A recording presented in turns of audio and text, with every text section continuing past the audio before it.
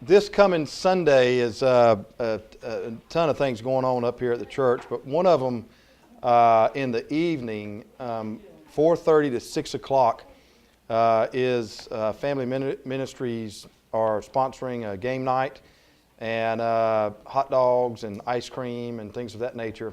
And that'll be in the fellowship hall from 4:30 to 6 this coming Sunday. What's interesting to me is, you know, every year we do this, and to watch the 6-year-old play bingo and to see the competitive spirit that when they don't win, let me tell you, it's, you know, it is interesting. It is, you know, even if you're not a bingoer or care for hot dogs, everybody likes ice cream, so definitely come for the Sundays. But just to watch the, you know, like the first and second graders play bingo, to me is worth the trip. So that's Sunday evening, 4:30 to 6. Also, tomorrow is Ash Wednesday, and so we'll have a service up here. It'll be in our sanctuary at 6:30. I don't know if you've ever been a part of an Ash Wednesday service. It's a different service, sobering service, and it's just really a wonderful way to kick off Lent and begin that season. We also have Lenten readers, and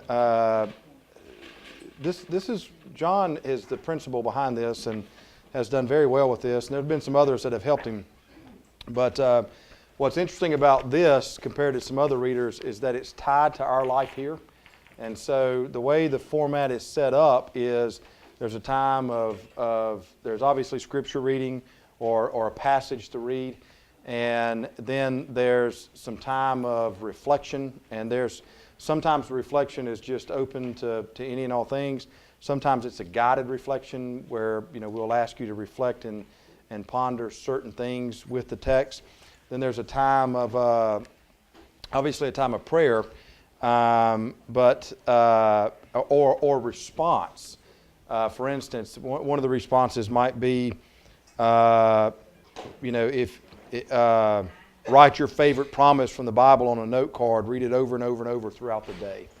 And so it's a little guided, and then the prayer requests are linked to different things going on at St. Paul or in our community or ministries that we are a part of around the world or here. So it's really a fantastic reader. It's also on the website if you prefer to do it electronically or download it. But we got them, I mean, there's maybe 10 or 15 over here.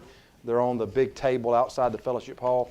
What we're going to do on Wednesday nights throughout Lent, John and I will be tag teaming certain passages and elaborating more on those particular passages. So if you haven't picked up one of these, I strongly encourage you to do so.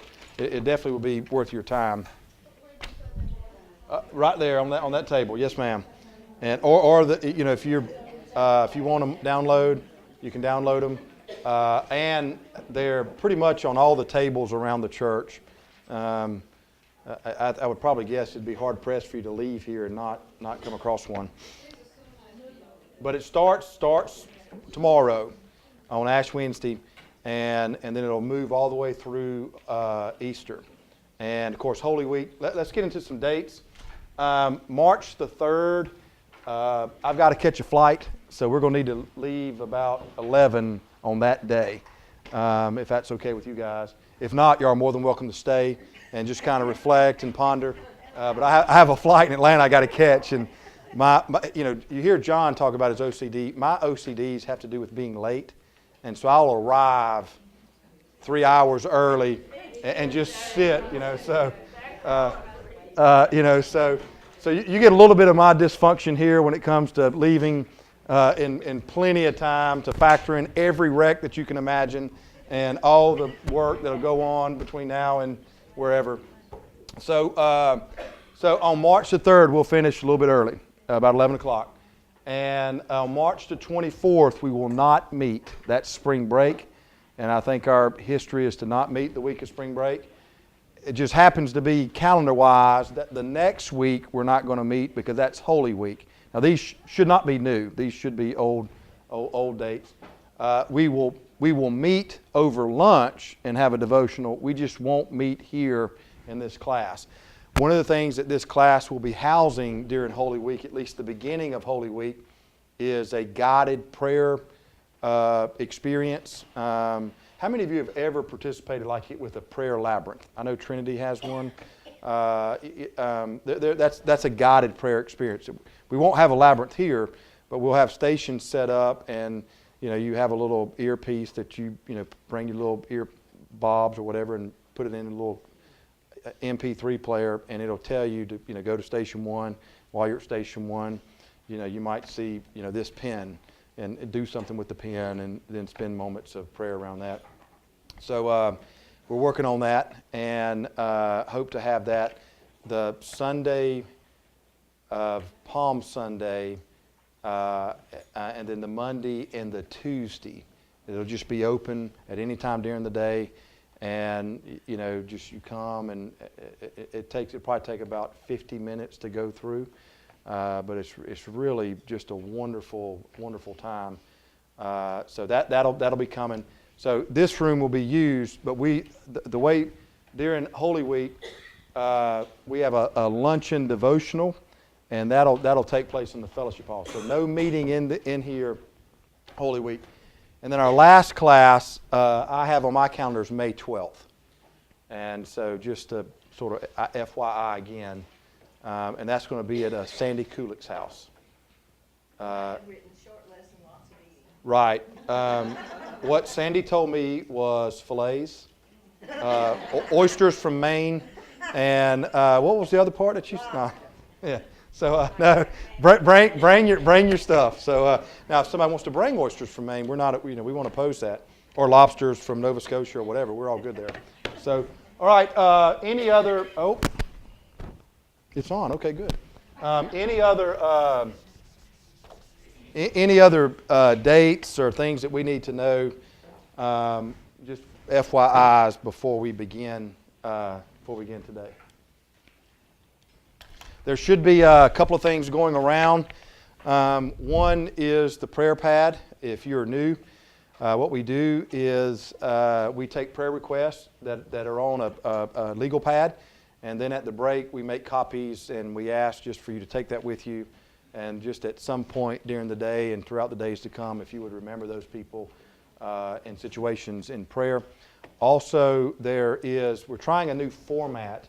Instead of doing slides, last week we introduced the concept of what if we just, kind of created some general headings of what we'll discuss and give tons of space available to take notes. At least the initial response was, we like it. Let's try it for a little bit more. And so we'll run this way for a couple of weeks. And if that still turns out to be useful and beneficial, we'll continue. If it's not, let me know, and we can maybe work on something else. All right. Any other announcements or concerns before we begin? Has surgery today. We don't know when. Fairly complex surgery around his lungs, and so and then we'll have a new Fields baby, hopefully, maybe even by now. So Caroline's should deliver today. Imagine that it's going to be a girl. At least that's what they expect. Exactly right. So it's a good thing none of us are bookies to bet on boys, right? So we would have. I'm sorry.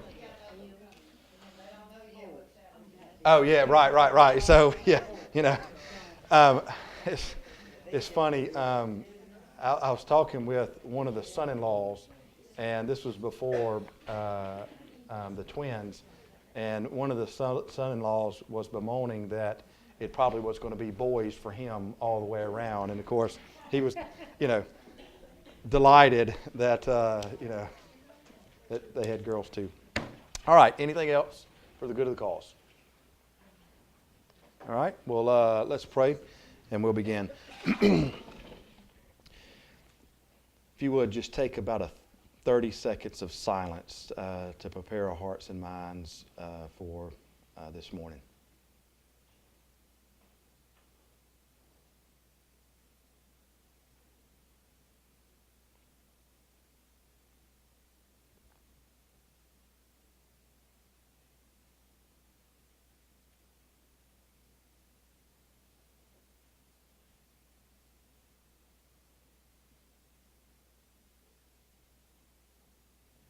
Oh Lord, in the busyness of the season that seems to be filled with activities,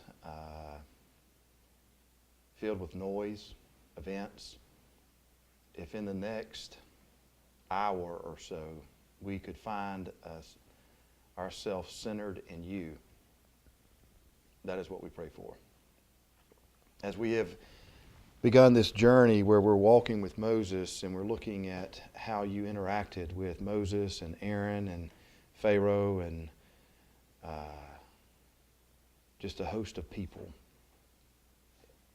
In the times where our life lays across theirs and it's not just similar, it's the same.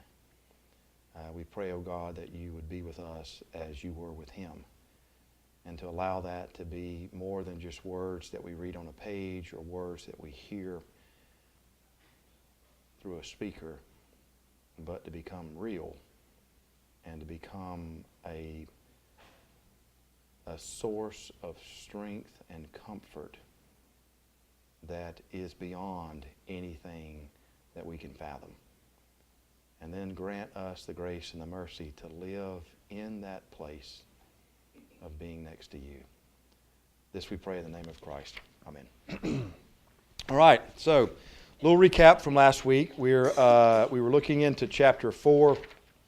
Now, what we discover in chapter 3 and chapter 4 is what many people call the burning bush experience, and it is the first of two visions, or the first of two experiences that Moses has with God, and they're bookends, because there's a time where Moses leaves God on the mountain and will go and do some things, and that's what we're going to look at today. But he ends up going back into the presence of God, and they fall around chapters 3, 4, and 5. In at least the initial part of the burning bush experience, God is dealing with Moses around his inadequacies. And there are 5 aspects to that we find. This is what we looked at last week. Obviously, Moses is questioning who he is, his identity. He's questioning to some degree who God is, not with a sense of doubt, but just, I need to know. And so we get some information about God. We get the name of God, the personal name for God, Yahweh. And then we have Moses dealing with his own skill sets, capabilities, and then of course you have the idea around the staff, the snake, leprosy, and then blood in the Nile. Those are very strategic because those were power sources inside the Egyptian culture. They're not just haphazard things. These are things that are done on purpose, and then that gets elaborated on when we get into the actual plagues. So we have at least some level of the restoration of Moses in some form or fashion. And the way we left it last week is that so often in the transformation process, the first thing that God promises to us is not that God will fix all of our stuff. What God promises first is to be with us. And you can see that throughout the rest of the Bible. That's the message of the prophets. That's the message to the kings. That's the message that Jesus gives to the disciples, and on down the line. And not only has God promised to be with us, but in the transformation process, often that requires a journey through frailties, through areas that we would perceive are inadequate inside of ourselves. And you find that here.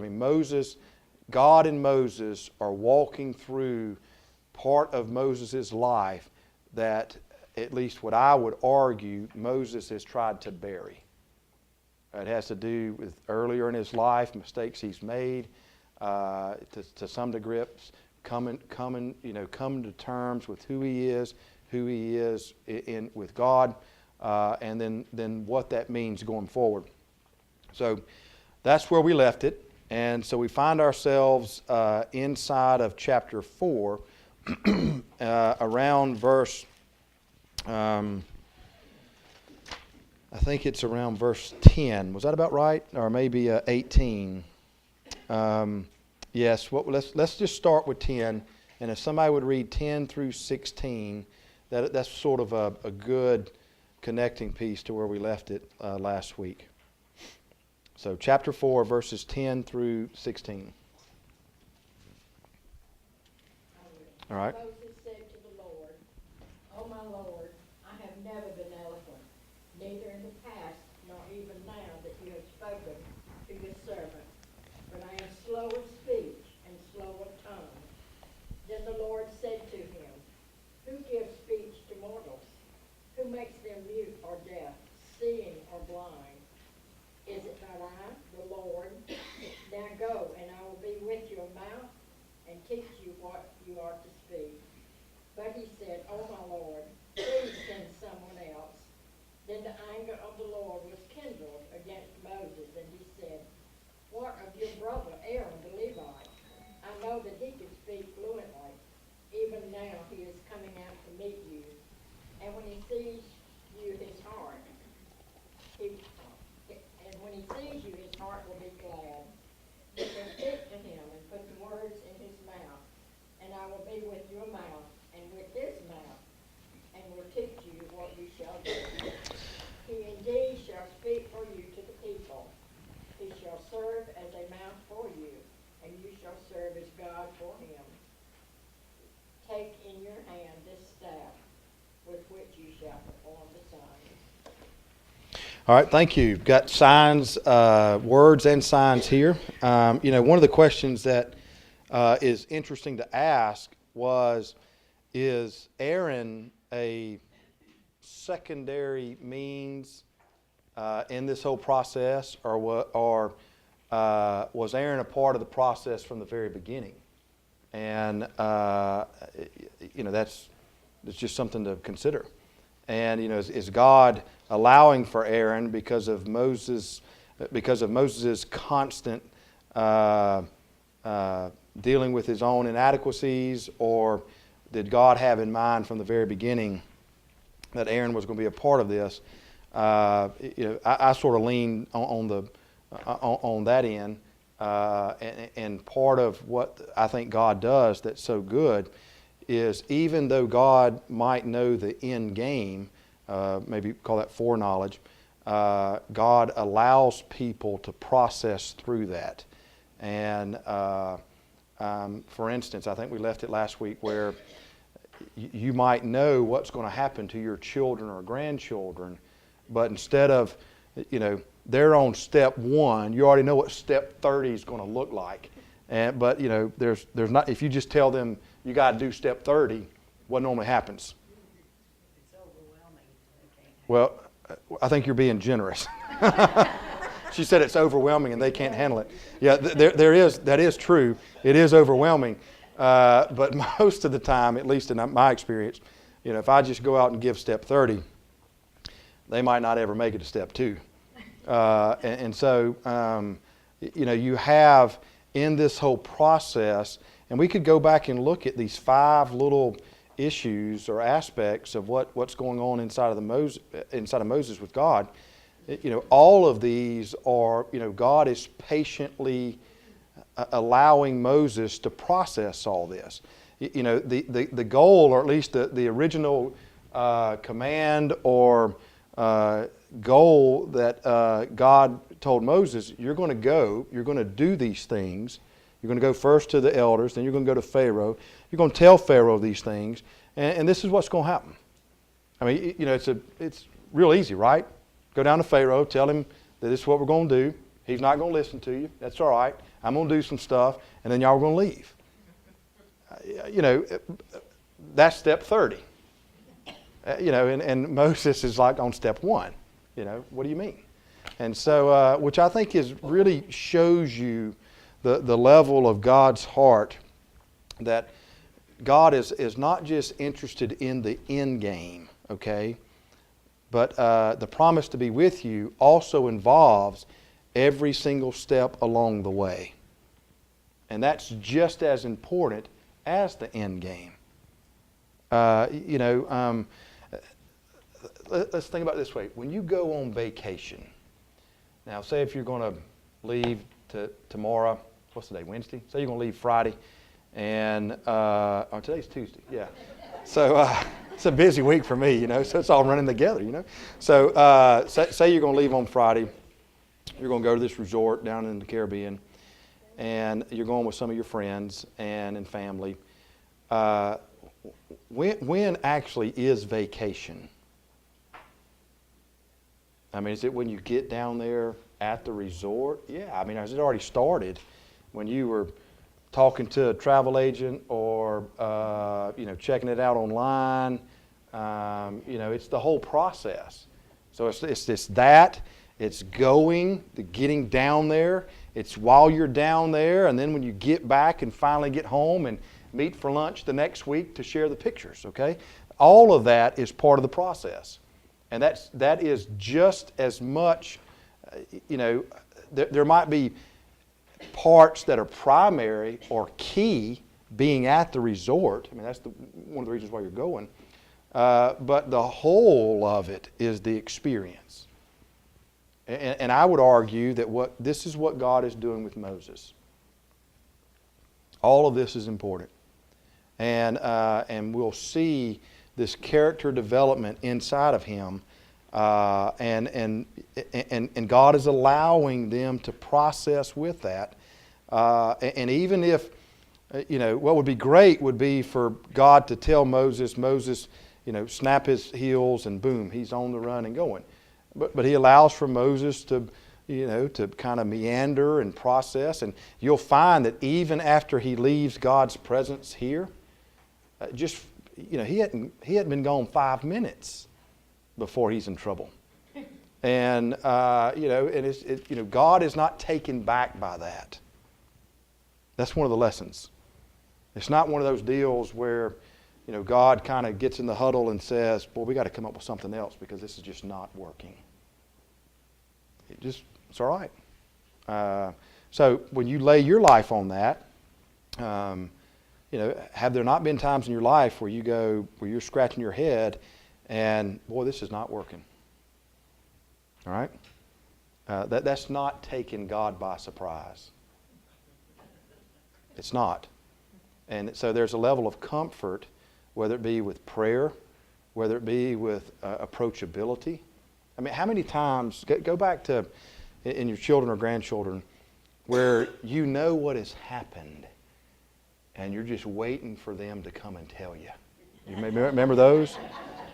And you're just waiting and you know it, and for me it's always this: if we get in the car and we're just riding to school or something, it's just me and the child, not the other child or not mom or whatever. And they do the same thing with Brooke.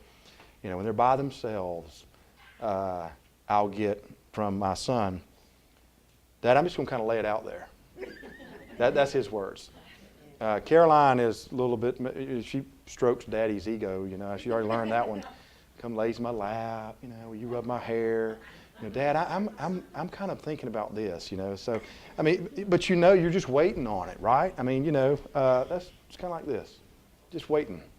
And so, I mean, you can, one of the great parts of the gospel is the word that Jesus uses in the Lord's Prayer for Father. You know that word? It's not in the Greek. It's Abba. It's a different word. And it means like daddy, intimate daddy, not official father. And it gives you some insight into this. That this is, you can approach that way. And, I just read And I get one of the devotionals I get online is the Upper Room, and it's a little bit more than just what you get when you pick up the little book. I mean, it's some more stuff that they send to you electronically. And there was one that showed up a couple days ago where this minister, I can't remember exactly what place they were in, but she was just struggling. And so she had a sort of a mentor that said, well, what you need to do is go into the sanctuary and pray. And so immediately she thought Sunday morning prayers, all right? You know, the Sunday morning prayers have to sound official, right? You know? I mean, what if John and I rolled up and said, all right, Daddy, how we doing? You know, I mean, there'd be a little bit of like, well, wait a minute, we're in the sanctuary, all right? You know, so, official prayers, got to sound fairly theological, you know, and things of that nature. And so she sits there for a while, and she's just angry. And the thought comes up, I've had enough of this. I don't want to be in ministry anymore. And she said she grabbed the pew to get up, and what she found was the hymn book. Well, our hymns don't start to about, page 61 or 51 or something like that. The first part of the hymn book has a lot of, some of it is services, some of it is prayers. And so she turned to the daily prayers. And she began to pray those, and she said that her whole countenance changed because she didn't see praying or approaching God in an official matter as clergy, I've got to do this and lead others to do this. It became more personal in, this is my God. All right? So you get a little bit of that here. And God is not taken back or surprised by this. And you see it with Moses. And you'll eventually, so let's keep on going because there's some good stuff that comes out of this. I don't want to get on some rabbit trails. All right, so now we're going to look at these really obscure passages that show up near the end of chapter 14. And let's look at the first one, which is we just read verses 14 through 17. And that gives you some insight into God's providence or foresight, and the idea that Aaron is seen as some level of providence by God for Moses. Notice in verse 15, I will help both of you speak, and you will and will teach you what to do. The exact word in the Hebrew is I will put the words in your mouth, and then you go and put the words in his mouth. And so it's you definitely got some exact messages from God to Moses here, and it has to do not just with words. There's also the staff. That's significant because the staff becomes a sign of power that Moses that God gives to Moses. The staff is not. There's nothing in and of itself about the staff that makes it independently effective. It is only effective when it's used as a sign of the Lord's presence and power, which brings up another, something else. We have a ton of things inside of our life, and if you want to grant me the word contemporary, what I mean. There's not Old Testament, but there's things that are signs all over the place inside the church. Say, take sacraments, for instance. What makes the sacrament effective? Is it the physical object itself? Or is it the physical object seen through God's activity? There's nothing magical about the staff. It's just the staff. What Exodus tells us is that the staff becomes effective when used with God. Does that make sense? And so you take something like communion, bread and juice, very basic physical things, but yet there's something about that sign, outward sign, inward grace, of what God does through that physical object. Baptism, water, Nothing fancy about that. But there's something that when God is a part of it, it becomes powerful. It becomes effective. We could go back and look at some other ones if we didn't want to just stay in the contemporary mindset. You could go and look in Genesis, the rainbow. Remember the Noah story? What makes just the rainbow important or effective? Because it stands for a covenant promise, which is interesting. You have word and physical object that are just word and physical object unless God is a part of it. But when God becomes a part of it, it becomes effective. And you see that in this little discourse with verses 14 through 17. Any comments or questions about that? Because the church throughout her history has used physical objects this way. Some denominations more than others. I mean, for instance, the cross. To wear a cross in the ancient world was really twisted. That's a good theological word. I mean, it'd be you walking around with a gas chamber, or a hangman's noose. The cross was the principal means of capital punishment for the Roman government. And even before, I mean, it predates Rome, but Rome made it really good. And they were really good at creating or doing things with crucifixion that would make you die a slow, painful death.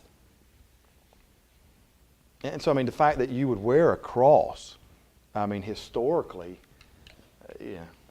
maybe twisted is the wrong theological word, but it definitely, how many of you teach your children to go out and find, little vials of gas that are used in a gas chamber, or maybe a bolt of electricity that's somehow suspended in this little vial, and as a means to say, yeah, boy, this is really good.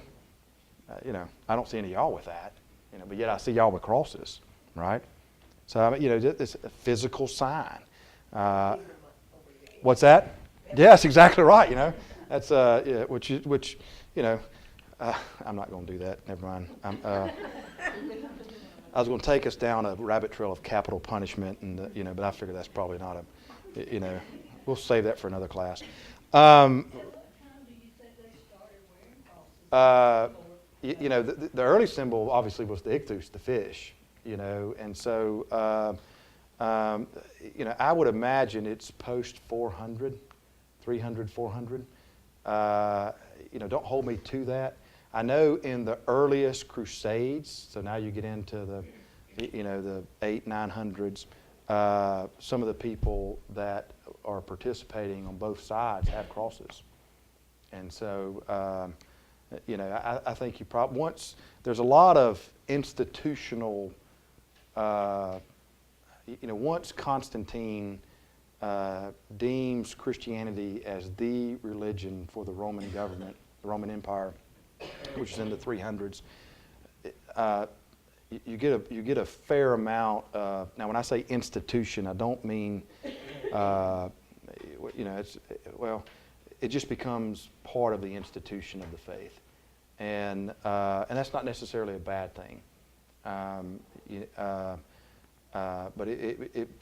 when the faith, when Christianity is growing, at some point you have to lay down structure. Does that make sense? And so, and order. So often when we get into reforms of the church, you'll hear words that we need to go back to Acts. Well, you can't go back to Acts. It's impossible, and it's illogical. I mean, obviously, you want to take out some things of the book of Acts that were great in the idea of missional activity, things that are part of the faith that are basic disciplines, things of that nature. But what makes the Acts too? I mean, what makes the book of Acts what it is because you have a small group that is exploding. Well, what happens once it explodes? I mean, if you got a gazillion Christians in the world, well, I guess we don't need churches. We can just all worship at somebody's home. Sandy, you good for that? You're going to host us on the 12th. So we'll just meet at Sandy's house on Sundays. And, you know, you got to have some form of structure and some form of leadership. I mean, and that's true in any, that's just organizational structure. And the church, on one level, is an organization. And so it's just a natural progression. But once that happened in the 300s, there's a number of things that become part of the institution. I think from memory, that's when the cross takes on a prominence. But don't hold me to that. But it's close to that time period. That's probably a good thing to research. Any comments or questions around that? That's a, you know. So anyways, but what you have is you got some physical things. Icons, another one. Now we don't use them much in Protestant denominations, but icons in the Eastern Church, very, very important, and in some form in the Catholic Church, very important.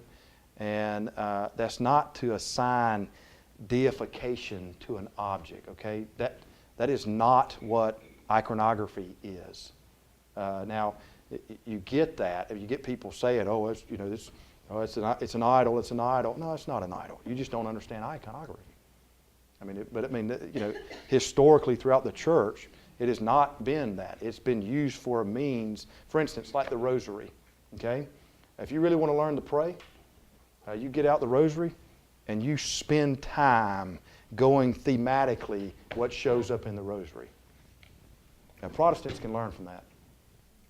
Because you can't just do a little 5-minute and be gone with that. And then what it is, you go through periods of time and then you focus in on Christ.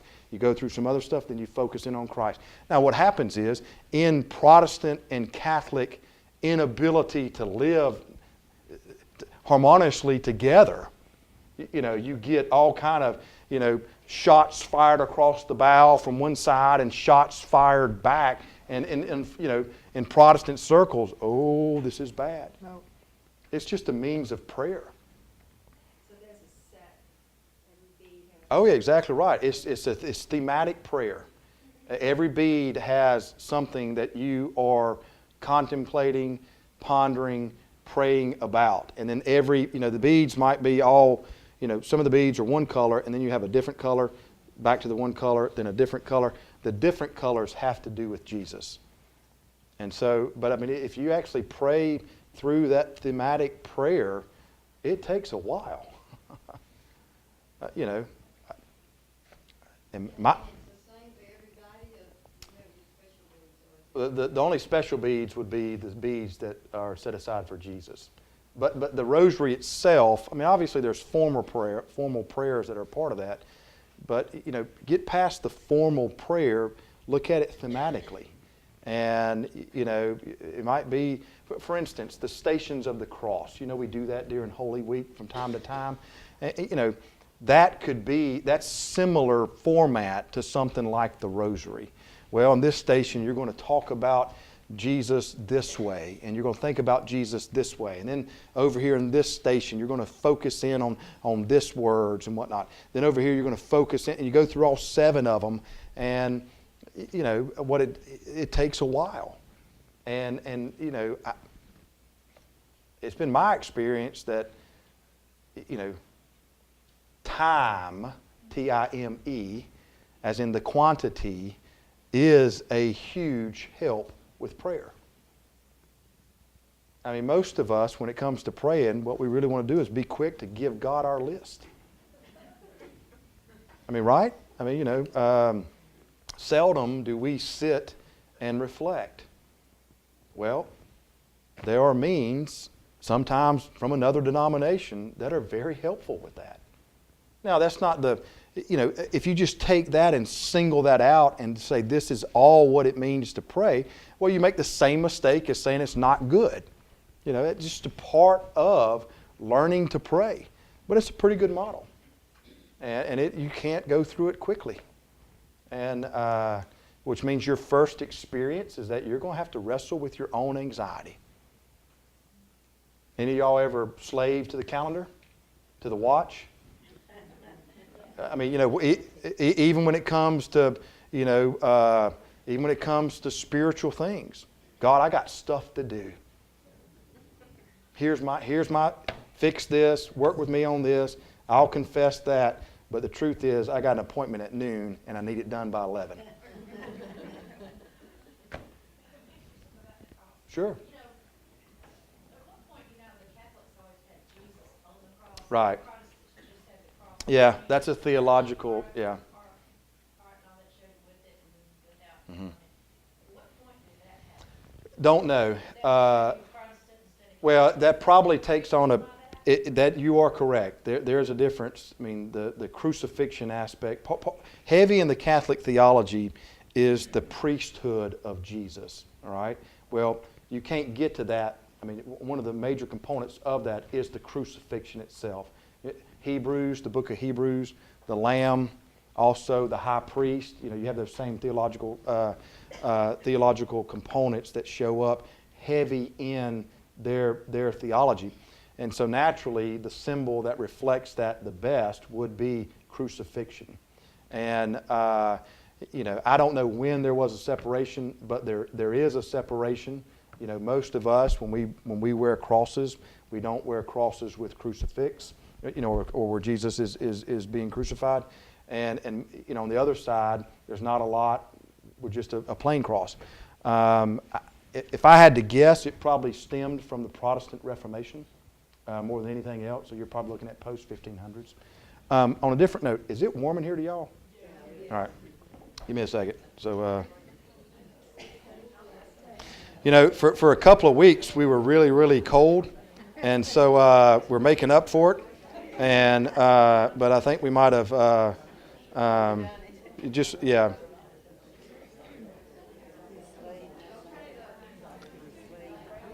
Well, 65 good for y'all? No, I'm just kidding. All right, so but that's another good question. When did I'll somebody remind me when the class is over with. I'll go back and spend some time on seeing if we can get some concrete answers to this of actually when did the cross replace some of the other symbols, and then the whole origin and separation behind the crucifixion and the empty cross. So that's actually the best symbol for Christianity is not a cross. It should be an empty tomb. It should we should walk around with a big hole. Put a 0. Yeah, that's exactly right. A rock with an opening on it. So hey, you should hey, somebody, y'all pretty creative. This could be a whole buying faith now is in, okay? So, some of you that might want a separate job, there it is, and we'll give up all of our rights and you can have it all yourself. And but the empty tomb is probably the best one. Or Pentecost. This is also interesting. Protestants don't make a big deal out of the ascension. Well, if you like advocacy, for instance, for sin, I would think he who sits right beside the throne, chair number 1, is important. Any of y'all play an instrument? First chair? Have law degrees? First chair? Well, what's the theological concept behind that ascension? We go through Ascension Sunday, and we don't even, we have a blurb. We change the color, light the candle, but we don't make a big deal of it. Well, it's a huge deal in other denominations. It's not saying we're right, they're wrong, or vice versa. It's, again, go back to the lens, okay? If there's one aspect of the faith that or even of the Godhead, that becomes primary, then when you play that out, there'll be parts that are also primary in the way that plays out. And the others are important, but they'll take a back seat. And it's just good every now and then to dust it off. And pick back up a concept that we don't spend a great deal of time over, and and maybe reflect on that first season. It's the wonders of this is that it is. I hope when it comes to faith in God that there's always what I call the child anticipation. One of the things I love about the children's sermon on Sunday is they get excited over a rubber glove and a marker, and so they there's this sense of awness, and what can happen. Sometimes the meanest people in the world are Christians, all right, and that can jade faith, and that's unfortunate, and it's not God's fault; it's our fault. I mean, Gandhi loved Jesus. He did. One of his first experiences was in South Africa. And he went to meet with the leaders of the church. And this was still when apartheid was huge. And they told him he could not be a Christian because the color of his skin was not white. You know where he learned non-aggression, non-violence? It's from Jesus. That stuff shows up all the time. And I mean, even when E. Stanley Jones was a contemporary of Gandhi, and E. Stanley Jones was over in India, and they would have all these conversations, and he would, and the question kept coming back to, why don't you love Jesus, why don't you just be a Christian? And he would always, it's the church. The followers don't look like Christ. I mean, and it's there, and and if it's not color, skin, it might be something else. I mean, go back. I mean, as a society, we're fairly biblically illiterate. Okay, more so, we're tradition illiterate. I mean, how many of you love history? Not many. Oof. Well, I mean, the church's history, there's not, our generation is not different from other generations. It's just different time and space. But we still argue over the same thing. And the church history is filled with all types of examples of this. You don't believe right. Or you don't, hand wars in the church. You know what those are? If you're a holiness person, you raise one hand. If you're charismatic, you raise two hands. Some of you make signs of the cross, depending what you're on. If you're Methodist Baptist, you cross them or you sit on them. I mean, but what happens in a church where all of a sudden you see different hand signs? I'll never forget this. I hope none of y'all grew up in, and definitely if we're watching this, I need to put a huge disclaimer, and then we'll probably need to take a break. One of my supervised ministries when I was up at Asbury was at Lexington First Church, and it's a delightful church. I think Lexington First Church is fantastic. They're known for putting bishops in the Methodist Church. They're mission-minded. It's a beautiful, beautiful church. But you think St. Paul is traditional? You don't know the half of it. And Brooke and I we're at the early service, which is that's old school tradition, And so we're sitting there, big pipe organs, just wearing it out, blasting it. And you could tell that there were these visitors that were probably passing through Lexington. Well, this lady was so moved by the music, she stood up. I promise you, there were about 10 people that had to call their chiropractor on Monday because how quick their neck turned to see that someone had stood up in a worship service. And I looked at Brooke, and it's hard for me not to. I mean, y'all know I like to stir the pot anyways. It's hard for me to look and go, oh, we got something going, and then and I told Brooke, I said, that's got to be the bravest lady I think I've met. I mean, one, to be in a church you don't know, and I mean, it just, when you walk in, you feel the tradition. It's in the wood. And then for her to stand up and do this to the organ playing, oh my, But they didn't get invited to lunch. I can tell you that. So we do it. I mean, it's woe is us. I mean, it's one of those things that where, we can let something that's a means become the end. And the truth is, the older you get, the more in jeopardy you are of doing it. I have become, I confessed this the other day to my wife that I'm not as flexible as what I once was on some things. And no, she already knew it. She was like, well, what took you so long, though? But on one level, I'm serious. That's actually now a concern of mine. And I think I'm very open. You're going to get some of my own self-disclosure now, but on things that have to do with faith in the church. But I don't want my inability on some things to affect that. And so what's on my radar screen is this could be a possibility. In the 10 years, if I can get, if all the lights have to be turned off and nobody's in the room and all the doors shut when they're supposed to be shut, and and the glasses, when you get up, you take your glass to the sink and you don't just let it, even if you're coming back, well, what happens if that shows up in the church? So, just all of a sudden it just hit me one day. I was walking out of our bedroom and I thought, oh my, you got a problem here.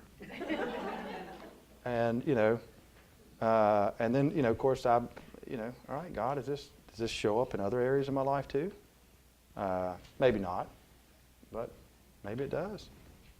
So, I need a rosary. I tell you, I actually have a rosary, and I use it from time to time if I really, when I'm on my game, because it forces me to spend about an hour at one block of time, and there are times where I use it. All right, we're off the lesson, so let's just take a break and we'll get focused.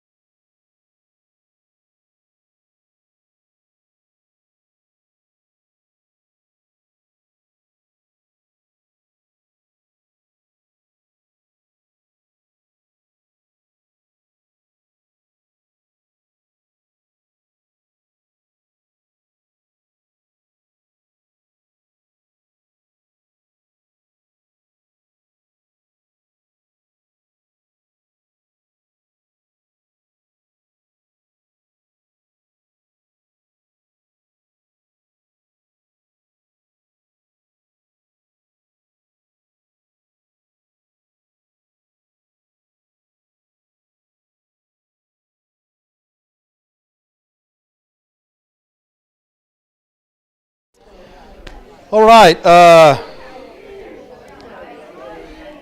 We have successfully went through 3 verses, and the goal was at least get into chapter 5 and maybe even try to finish it. So we are well behind, which is about par for us, par for me.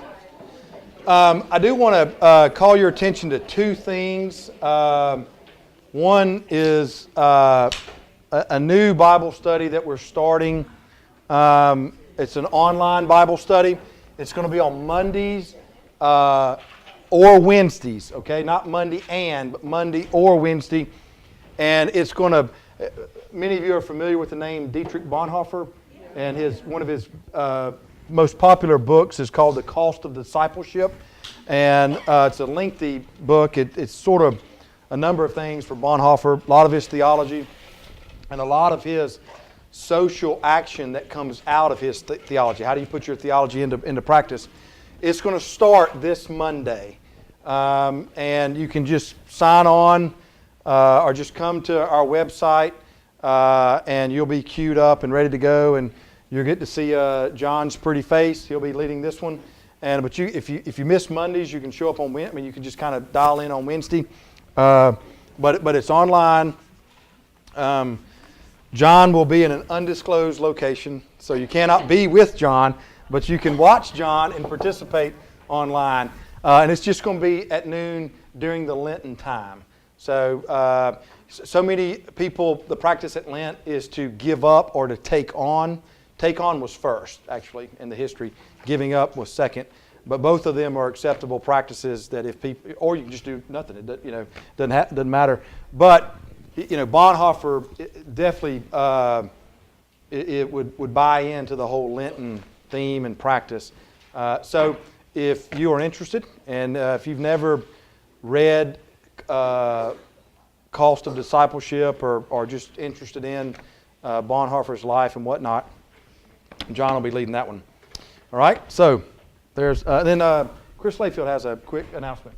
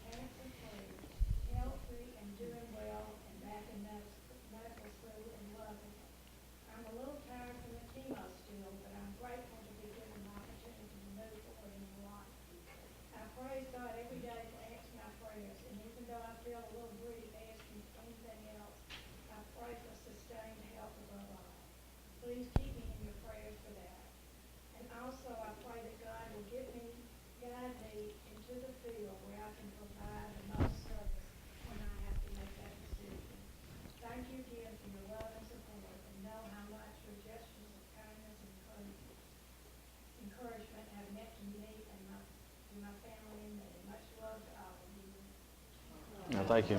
Very nice. Continue to pray for her. Med school by itself, is enough. And I want to pray for Chris and Bucky with med school too, right? So, long road that we're glad that definitely has lights at the end of the tunnel, and really appreciate her words there. All right. We've got about 30 minutes, and let's get into these, at least finish chapter 4, because the next 2 little segments are really interesting. If somebody would read verses 19 through 23. Yes, verse 19 through 23. Now the Lord had said to Moses in Gideon, go back to Egypt, for all the men and the women of the city were dead. So Moses took his wife, his sons, put them on a donkey, and started back to Egypt. And he took his staff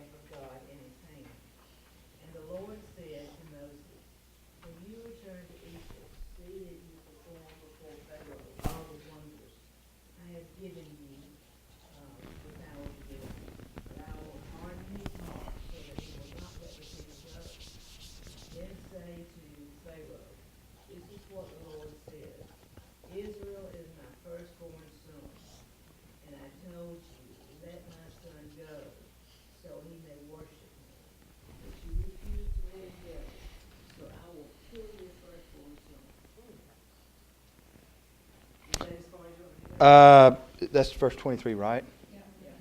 Yeah, okay, yeah, that's perfect. Thank you. So we move out of this idea of providence that God gives in the supplying of Aaron, and we move into this guidance from God. Maybe that's the better word to use in verses 19 through 23. So Moses goes to Jethro. Notice what he tells. What Moses tells Jethro. I want to go back to Egypt, and what does he say? What is that? Please let me go back to my brothers or to my own people in Egypt and to see whether they're still alive. Is that what God told him to say? Somebody said it. Who said it? No? Moses, boy, that would get you in the corner, wouldn't it? Did you ever have to stand in the corner growing up, not telling the truth? But it's interesting. Here, Moses has just been with God in his presence. God says, this is what you need to do. And he goes to Jethro and says, oh, yeah, by the way, I just need to go and check on my kinfolk. I'm going to go away for a little bit. That's interesting. In this whole guidance that God has given Moses during this little pericope or passage dealing with his father-in-law Jethro, what's interesting is that in the process of conversion and commitment to faith, that doesn't necessarily alter temperament. Just think about that for a second. When the light bulb went off for me was about 3 or 4 years after I got out of seminary. Most of your devotional writers, I don't know if you know this or not, they're introverted. They are.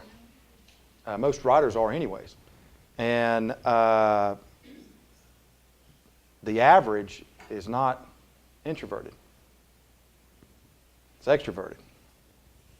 And have you ever taken like Myers-Briggs or any of those tests and figured out your personality, temperaments, and whatnot? When I first had the first Myers-Briggs, one, it's just a snapshot, and so it's not permanent. You change throughout your life. But the first time I took a Myers-Briggs test, if this is the introverted, the I or the E, here's the midpoint. I was so far over here, they had to come up with a new category. Now, what that means is that I get energy by being with people, all right? The negative of that is, it's hard for me to be in reflective times because it takes energy away from me. Well, I remember reading, but there's value to that, okay? And so I remember, I would sit and talk to all these wonderful devotional writers at different schools, and they're all writing about, Shane, you just need to get a thermos full of coffee and an apple and go down to the train track and just read the entire book of Isaiah and just contemplate on God's goodness. And I'm thinking, I'm serious. I just thought, if this and I love monasticism, okay? I could be a closet monastic. I could go into a monastic order, and I think I'd really love that. And for a while, probably, until they told me to be quiet, But I love, all those disciplines, and so there's just this natural desire to want to be monastic, but my temperament, it's the opposite. And so a couple years after seminary, I was really struggling with this. I was like, is this what it means to be holy? And this is what I got to do. And then it was, I've only heard God speak, where I process it. I process the conversation as if it was you speaking. All right. Now, whether or not I heard audible voices, who knows? Probably not. But at least in what I perceived was very clear communication. And it was just like this. Son, I screwed you in pretty tight. Stop trying to unscrew what I've made. I kid you not, verbatim. I made you this way. Stop trying to be something that you're not. And then it was like so freeing to be able to realize, okay, you know what, I can be myself and still, still grow. Commitment and conversion. It's not going to change your temperament. All right? Psalmist says you're fearfully and wonderfully made, okay? Just because you come to Christ doesn't mean God's going to change a lot of that. Now, God will change your nature, all right? Change your heart, change your mind. But how you process, that might not change. But that's okay. That doesn't mean you're deficient. Or you are who you are. One of the things that helps, some of y'all have commented on John and I, how well we work together. John is introverted, severely. I am severely extroverted, all right? So he balances me, and I balance him, okay? And so, and there'll be times where, he'll bring things to the table because he's approaching it from a different temperament that are important for me to understand. And there are things that I bring to the table that's important for him to understand. Marriages, sometimes works that way in marriages, and that's okay. It doesn't mean one is right and one is wrong. And isn't that wonderful? Right, that's my point. My point is, so often in the church, we think it's just one way. It's the one, you've got to be this type of person, and that's we're muddying the waters. Okay, if it has to deal with your temperament, then that's not going to be changed to any great degree. Right? You're not going to outgrow that part of your childhood. All right, I'm serious. So stop trying. But now, nature, heart, and if you want to know the difference, pay attention to how loving are you, okay? If you're growing in love, then you're growing in Christ, all right? Whether or not you're introverted or extroverted. Now, take out faith, all right, or even see it inside the confines of faith. Healthy people know where they're at, and they jump across the line from time to time because they know that helps them grow. But you're not going to get off your default, all right? But we struggle with that. Not all the disciples, are Peter, all right? Peter is off the charts extroverted, and he got in trouble all the time. Do you know why? Because he processed, like I do, in real time, which means you're prone to say something and go, oh, I didn't mean to say it that way. Correct? All right? Your introverted people, by temperament, it's easier for them to reflect. Okay? That's home cooking for them. But it's harder for them to fellowship. Okay? Because that draws energy away from them. All right? So the healthy person ventures in because they know that fellowship is good and helpful, but at the same time they pull back for a way. That has nothing to do with whether or not you're committed to God or in the whole conversion process or the growth of sanctification. We talked about conversion in two forms: one justified, instantaneous, God does, legal term, not guilty. Sanctification is the process that you work with the Holy Spirit by which you grow into the nature of Christ. That might, I don't think that's going to change your temperament. It's not. And so, it's just something for us to consider. The naturally introverted person, they will be a converted introverted person. The naturally extroverted person, when they're converted, they will be a converted extroverted person. Right. So so one of the lessons is don't be so hard on yourself. Okay? I mean, just embrace who you are and realize that's good. This is another way of saying it this way. People come to me all the time and say, do you think so-and-so is a Christian? And I'll say, this is where I probably need to, I can hear my grandmother wanting to slap my wrist. I don't know. I hadn't talked to him in the last 2 seconds. But the idea is, if they love God, I mean, what's the prerequisite for being a Christian? Believe, right? Confess. What is 1 John? Confess with your mouth, believe in your heart, what? You shall be saved, okay? Very, very cut and dry. Well, that might look different.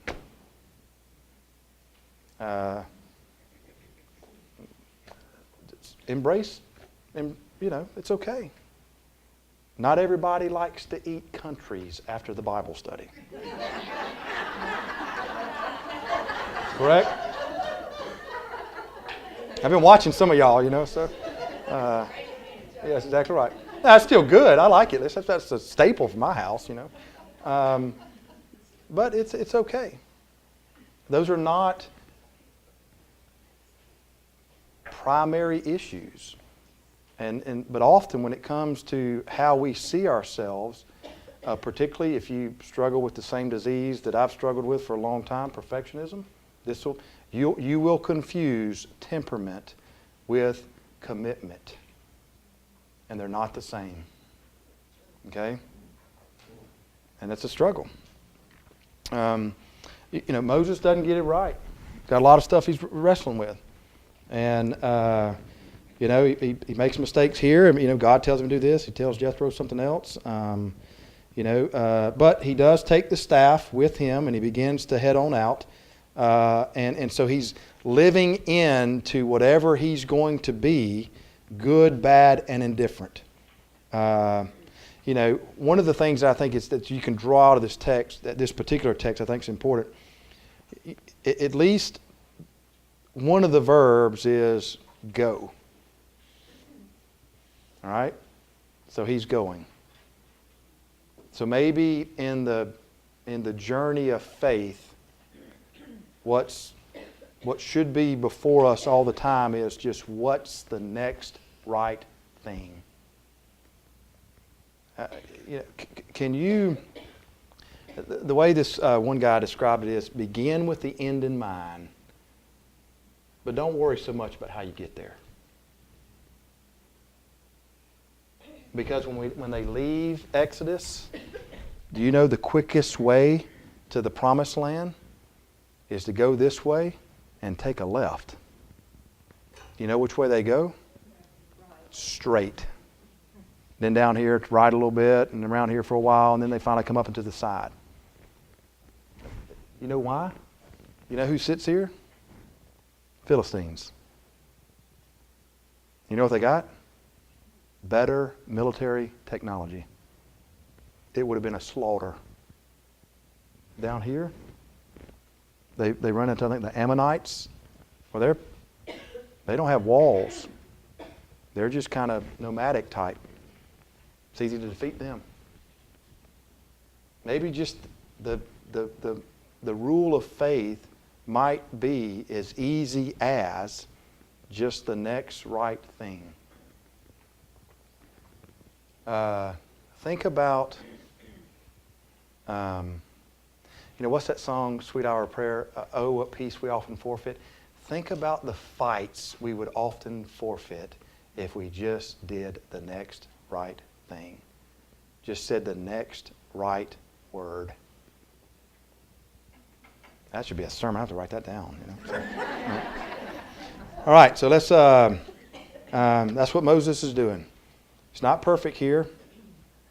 He's already made a mistake. Just first, bell rings and the gates open, and right off the bat, I got to go check on my people. That's not what God said. God said, go and do this, say this, and he doesn't do it. But he does leave. And so he's just, at one point just doing, I can't get to Egypt without at least taking one step. So that's where he's at. Got staff in hands, ready to go. All right, now this is where I really want us to spend some time on. This is one of the most difficult passages in all of the Old Testament. And so someone read verses 24 through 26. And a lodging place on the way, the Lord met Moses and was about to kill him. But Zipporah took a flint knife, cut off her son's foreskin, and touched Moses' feet with it. Surely you are a bridegroom of blood to me, she said. So the Lord let him alone. At that time she said, bridegroom of blood, referring to circumcision. Yeah, what on earth is this about? This is a crazy text, isn't it? Now, if the first part had to do with providence and the second part had to do with guidance, this is going to have to do with obedience and obedience to the law. Obviously, whenever you read circumcision in the Old Testament, it sort of has two components to it, or really just one phrase: obedience to the covenant. So it's got a covenant understanding and it's got an obedience understanding. And so at least think about this. Moses is now making his journey back, but at least one is not circumcised, maybe two. All right, there's debate on who's not circumcised. Is it just the son or is it Moses and the son? All right. And we'll get into a little bit about the wording. The wording here is so tricky that it in the Hebrew, it could be a couple of different translations. So that's why some scholars say it's just the son that hasn't been circumcised, and some scholars say it's Moses and the son. So we don't know. The majority say it's just the son. And the rationale behind that is Moses spent his early years with his mother. Okay? So the odds are he knew the Hebrew way, because Pharaoh's daughter chose his mother to be sort of the person that would help raise Moses. So at least he would have understood some level. And so we can make a case that he probably was circumcised early as a baby. The problem is the duty of circumcision does not belong to the mother. It belongs to the father. Well, the father's not mentioned in the text. So we don't know if Moses was circumcised or not. We can make a case for it, but there's at least enough evidence to say, well, maybe not. But circumcision is a sign of obedience to the covenant. All right? If Moses is going back to lead his people, and either he or his son was not circumcised, that would obviously put him in jeopardy. And so you see the seriousness of obedience to the covenant here. You also you have the son needing to be circumcised, and maybe even the Moses himself needing to be circumcised. This story, this is important to interpret the story. This story is through the eyes of his wife, not Moses. Go back and read the text again. This is Zipporah telling the story, or at least her interactions with God. What's Moses? He's deathly ill. I'm serious. That's what it is. That's the wording there. Not just sick. He's deathly ill. And so he, on the way back, he gets some level of sickness. The wording there is not just the average cold. This is a pretty serious at death's door. And you have the rest of the activity going on by Zipporah. Now, I want to talk about this for a second, just talk about some larger themes that can come out of this. The Bible avoids two extremes, and these are the extremes, that every sickness is an oppression from God, and that no sickness is an oppression from God. Okay? Now the church has really struggled with this throughout the past. If you look at the church's history, and even into the New Testament, you have the disciples looking at Jesus, and remember one time they say, whose sin caused this man's blindness? That's that idea that every form of disease or sickness is somehow related in some either oppression from God or some level of causation of God forcing the sickness. And so the Bible avoids that. I mean, Jesus' response to them is that, well, it's nobody's sin. It just happened. But the good news is that through something like this, God can be glorified. But the other side of the coin is that, well, there's no sicknesses and there's nothing that comes from the result of sin. Well, tell that to someone who has been an alcoholic and their liver is now fried. Is that, you can draw, is that from God? No, but it happens. You can abuse your body. Well, that's not you don't find what you find in the New Testament is care for your body, right? Well, if you abuse your body, then you're doing not what God wants you to do with your body, correct? And then something happens. Doesn't mean God caused it, but you can see the one-to-one relation. There, you can do certain behaviors that we would call sinful over a period of time, and bad things can happen, correct? All right? And so, the Bible avoids the extremes from both. That all of it is a causation or that none of it is a causation. Somewhere in the middle is where the Bible sort of sits. And so there are some, where I'm going with this is that you can look at this passage and say, oh, it sounds like God is trying to kill Moses. Well, because why? Well, he hadn't been circumcised, or maybe the son hadn't been circumcised. You can't make that case. The wording doesn't give you that liberty to do that. Probably on the way back, and we're speculating because it's not clear, that Moses got sick on the journey, the son had not been circumcised, and they were going back to a circumcised people where circumcision is part of the covenant. We get that in Genesis chapter 17, verse 7.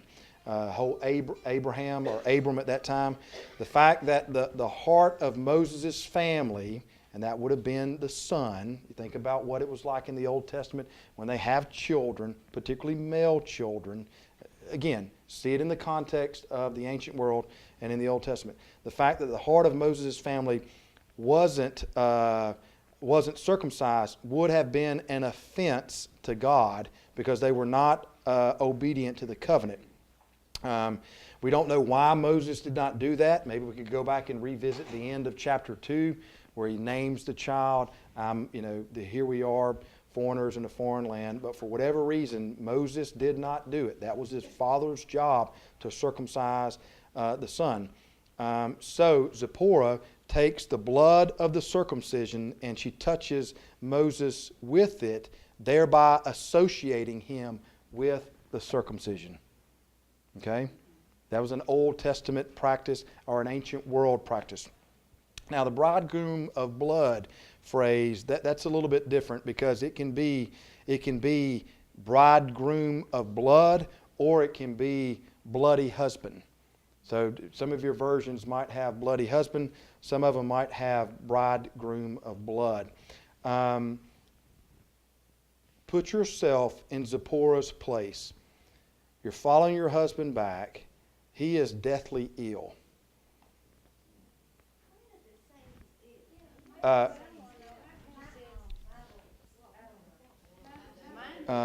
says he became sick. Where does it say? Right. There should be some wording in there that says...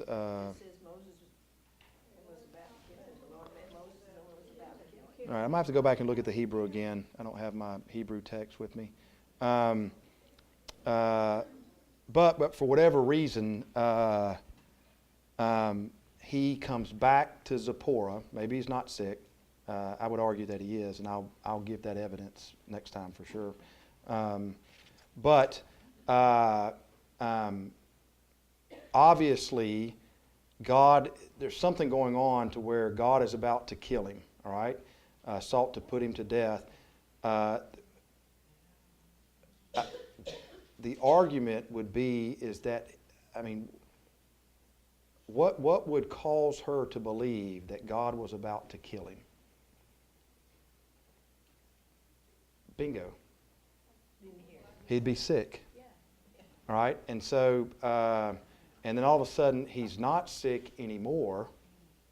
he comes back to her, and the idea is this level of exuberance or excitement of, I've got my husband back. For instance, and we can get larger than a spouse, someone in your family who is ill, and all of a sudden they make it through the illness. How do you respond? Right, not just, okay, come on back home, it's all cool, we'll just turn on the TV and relax. I mean, there's normally a level of exuberance, correct? Now, again, the Hebrew is so sketchy that it is not clear, which is why the translations in different Bibles are different, and you've got phrases that only show up here in all of the Old Testament. And so trying to figure out exactly, it's not like John 3:16, which is pretty easy to read in the Greek. This has got a lot of speculation, which is probably why every few words or phrases, your Bible has a footnote or a subscript or a postscript or something that you got to go down, and they'll say, well, it might mean this or it could mean that. So, But in here too, it also says, the Lord said to Moses, when you return to Egypt, so if he's going to talk about him returning to Egypt. yeah, but now Zipporah, God's been talking to Moses. God hadn't been talking to Zipporah. And so this we see this passage from Zipporah's, from her eyes. And I mean, you can go back and look at the male-female dynamics in the Old Testament. It's not as a level of equality that shows up in today's passage, where go back to Abraham and Sarah. You can make same speculations here. What we don't find is that God is speaking to Zipporah. Now, maybe he was. I don't know. Probably what happened is he spoke to God. God speaks to Moses. Moses goes home, gets permission from the father-in-law, who would have been the chief, and then said, okay, family, pack it up. You are coming with me. And so along the way, I would argue he gets sick. That would be one of the ways that they would perceive that God is trying to kill them. They got ill. And so... My Bible says Moses met the Lord. The Lord met Moses and was about to kill him. Right. So now, did Zipporah see God coming in a flame, and here's Moses and sword drawn, or however? I mean, probably not. What happened was Moses probably got sick. And so the assumption would be made that sickness here had to do with some level that, that they were not obedient. And so you have a little bit of description about circumcision, which is, you can draw a case that may be wise because they were not following the law, and it's very serious for God. And so from Zipporah's perspective, this is just from how Zipporah is processing this. And so she circumcises the son, we know for sure. Maybe Moses, there's a slight possibility that could happen. But after that, and she touches Moses' feet. Now, this is where it even gets further complex. In Isaiah chapter 7, feet is a word that is used to describe genitals. Okay? So, I mean, it is what it is. So, I mean, did she touch Moses' feet, or did she touch Moses' genitals? Well, I don't know. I mean, again, this is only used a few times in the Old Testament, and there are other times that that word, I mean, it can be translated either way. I mean, so again, there's a lot of speculation to this because it's not clear. My perception is that Moses became ill. She circumcises the son, probably not Moses. I kind of lean in the camp that maybe Moses was circumcised before. But she touches some part of his body, which is vicariously bringing him into the process. He is not sick after this.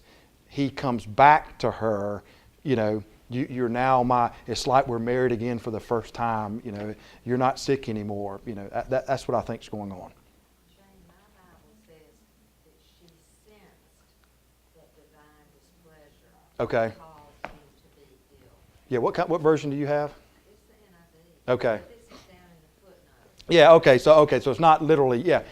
Again, the text is this is just a very, very difficult text to translate, which is why you got a ton of footnotes, and why if you were to lay out 10 different Bibles, different passages, different translations, it's going to vary a fair amount. And, there's some things that we know that happen. Obviously, from Zipporah's perspective, Moses' life is in jeopardy. That's without question. Now, we don't know what that looked like. I would argue the most logical, or maybe the easiest way to process that from what we know about the Old Testament and the ancient world was that he probably got sick, or something physically of an illness manifested this. Obviously, Moses is a bystander in the text. The active one is Zipporah. So whatever it is that is causing God to pursue Moses, or sickness or whatever, Moses was not able to withstand it. All right? Zipporah acts. She does one or two things, either circumcise his son or circumcises both of them. And after that process, the threat is gone. All right?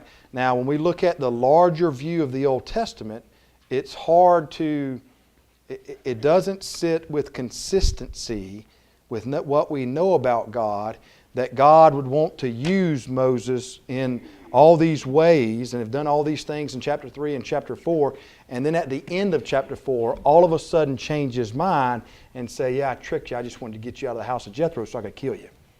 All right? I mean, that's just not logical. It doesn't make sense. And so, that is another possibility of that he got sick along the way. An Old Testament / ancient world process of sickness is maybe he did something in violation with God. Okay? Well, circumcised, that's a big deal. Obedience to covenant.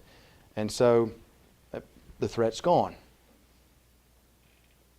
So, go ahead. In verse 20 it says that he took his wife and his sons.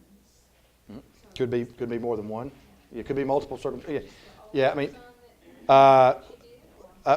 all circumcision, the job of circumcision set with the father. Firstborn, definitely. But all males would, Genesis tells us that all males are to be circumcised.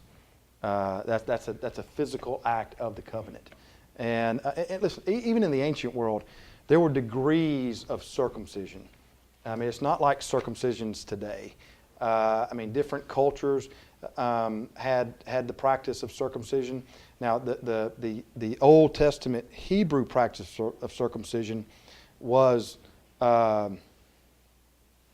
more thorough than some of the other pagan cultures, but it was because it was a physically distinctive mark. Now, again, they didn't dress the way we do. There's a little bit more openness, and you can just think about dress back then. You would see things, and it wouldn't be what it is today. And so, but you could tell circumcision and not circumcision. That's pretty quick to notice that. And so, it is. So it's a physical.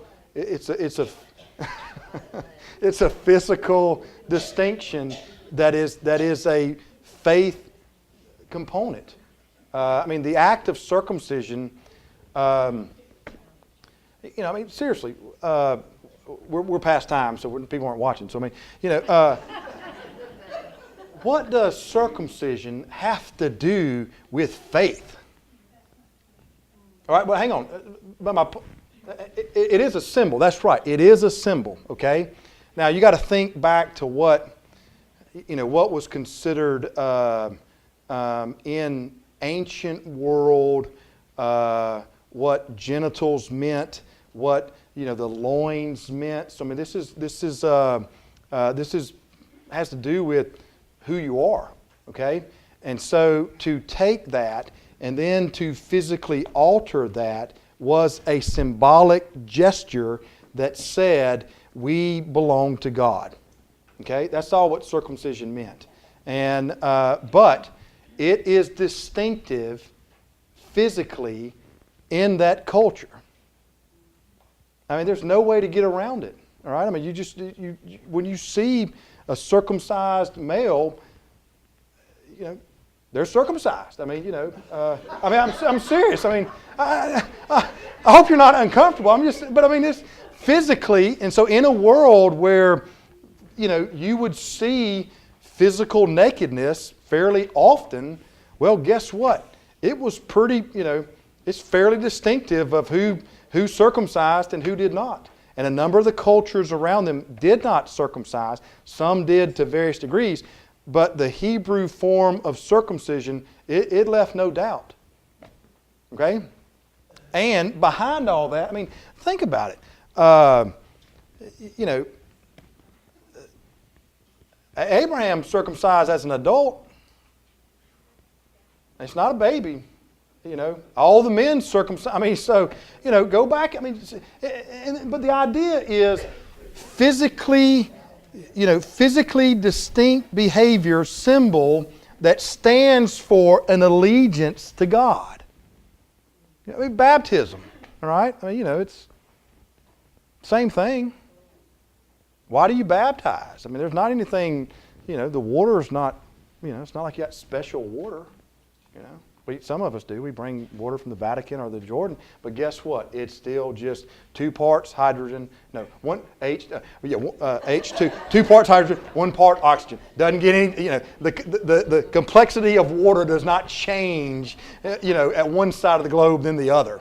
All right, it is what it is, and so, but it's the symbol. Okay, and so there's something about the symbolic action gesture. Why do you wear a ring on your third finger? Because the assumption was the third finger had a direct route to your heart. Yeah. Got it? All right, Jeopardy, we're ready. We got it. So, I mean, okay, why do you do that? That's where that came from. All right? There's tons of things that we do symbolically that stand for something more. This is just a part of the faith. I mean, it's a symbolic gesture that pledged allegiance. Which one? The ring or circumcision? Genesis chapter 17 with Abraham. And just like when we wear our crosses, that symbolizes. Right. Let me double check that, Chris. Yeah, Genesis 17:7.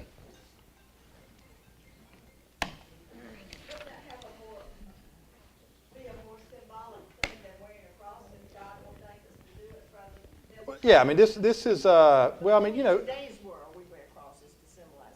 Right, I mean, but it's a little, I think Susan's question is that, this is probably a little bit higher up on the scale of symbolic gestures that describes pledged faith.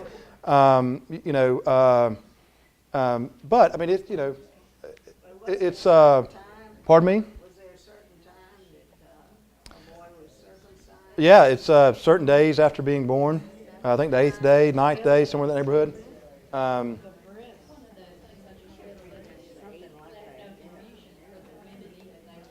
Sure. Well, I mean,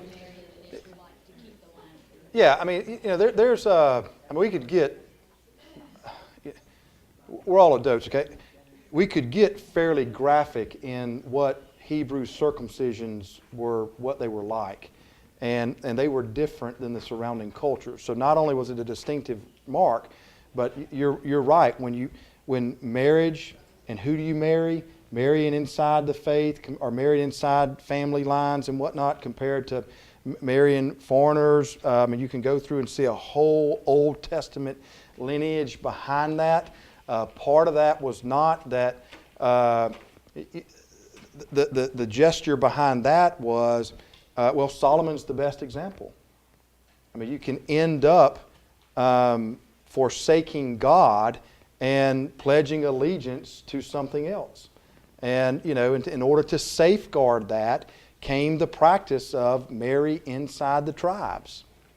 It's, and that's not just, I mean, it shows up in the Scriptures, but that practice was larger than just the Bible. I mean, that shows up all throughout history. I mean, even today. I mean, it does. You ever wonder about somebody's last name? Who you marrying? Where's your family from? I'm saying, I mean, no, seriously. I mean, so it's not. This is not something that is, is new. But what you have, and there are other. If you study all the different religions or cultures in that area, I mean, there were a whole. They had all kind of pagan rituals, and that have to do physical aspects of that, and it was a way of identification. And so, just with in the Old Testament, Hebrew culture, it's circumcision. But there are a ton of things. I mean, the New Testament, how you wash your pots. I mean, what detergent do you use? I mean, it's Mark 7.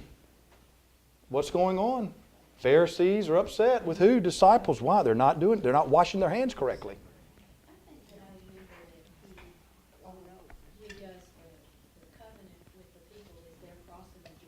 Yeah, it's everybody. Mm-hmm. Every male, because what happened is the practice was not. I mean, the symbolic practice of circumcision was not implemented fully or with any level of consistency while out in the wilderness. So one of the things they do before they enter into the promised land is they have to pledge themselves to the covenant again. All right, that's the main issue. The main issue is not circumcision. The main issue is before you go in here, you've got to pledge yourself again because it's a new ball game.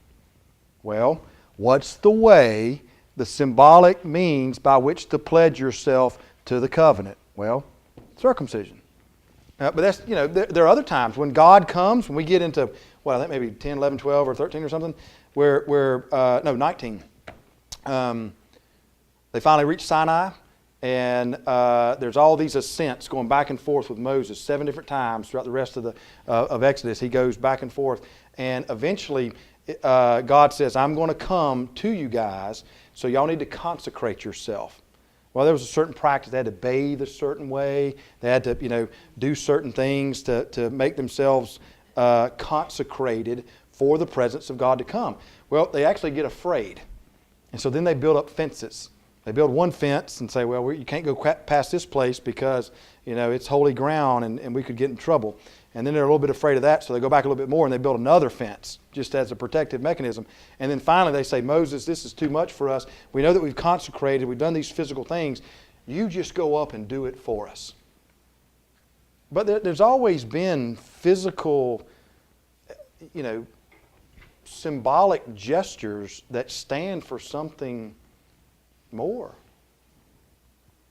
I mean, Roman legion, you had a tattoo. That was part of it.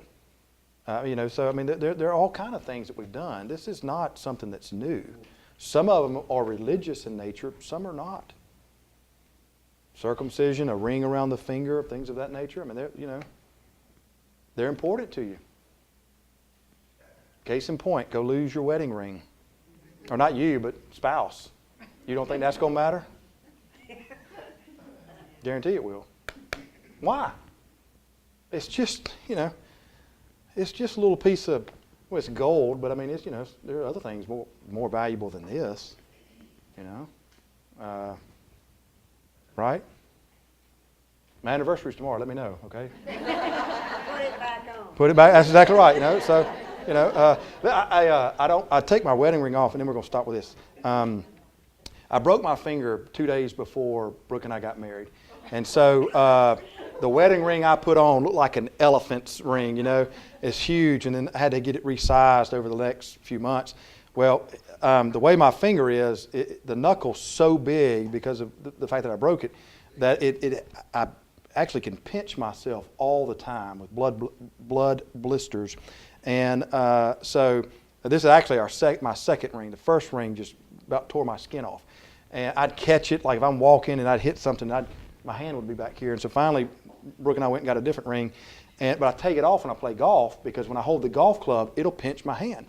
Well, I was playing golf one day, and this is when we were making, and then there was a service that I was going to go and be a part of. Well, I always put it in the console. I mean, but I was in a hurry, and so to get ready for the service, I got up and I didn't have my wedding ring on. You know, it didn't even dawn on me. There were about 4 ladies who, I'm dead serious. I mean, when it was over with, where's your wedding ring? And I was like, oh my gosh, did I lose it? You know, and then I thought, oh, it's in my car, you know. But I mean, it was just like, you're not doing it right, you know. There's a physical symbol, okay, that stands for something more. All right? It stands for some level of who you are. Same with circumcision, okay?